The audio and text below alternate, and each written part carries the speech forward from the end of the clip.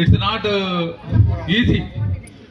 ఈ కళల్ని సాకారం చేసుకుని తన పిల్లల్ని, మనవాళ్ళని, మనవరాళ్ళని అందరిని పెంచి పెద్ద చేసి ఒక రోల్ మోడల్గా మీకు, మాకు అందరికీ ఆదర్శంగా నిలిచింది మా పిన్ని. ఇది సామాన్య విషయం కాదు, ఇది అందరికీ అబ్బే విషయం కూడా కాదు. ఈ విషయానికి మీ అందరి తరఫున, మా తమ్ముడి తరఫున మేము చిన్న సన్మానం. ఈ సన్మానం చేయడంలో మా గొప్పతనం కాదు, మా పిన్ని గొప్పతనాన్ని మేము కూడా పంచుకుంటున్నాం అనేది హృదయపూర్వకంగా సెలవు చేస్తున్నాం మీ అందరికీ.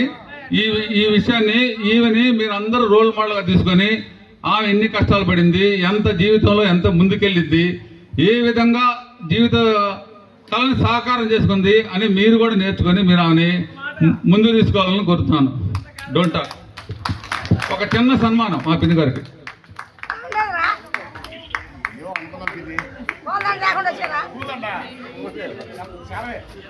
ఇది మా అందరి హృదయపూర్వకంగా వేసే సన్మానం.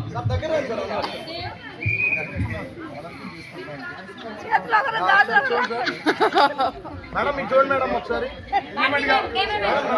చూడండి సార్ ఒకసారి. ఓకే సార్, ఇది మా ఎంటైర్ కుటుంబానికి, మా ఎంటైర్ ఫ్యామిలీకి ఆమె రోల్ మోడల్గా నిలబడింది. ఇట్లా నిలబడే వ్యక్తి మన జీవితంలో చూడలేము. ఒకసారి చప్పట్లు కొట్టాలి ప్లీజ్.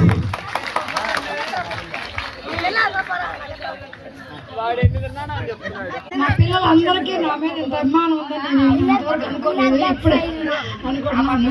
చాలా చాలా థ్యాంక్స్ అనమాట నాకు ఈ సన్మానం.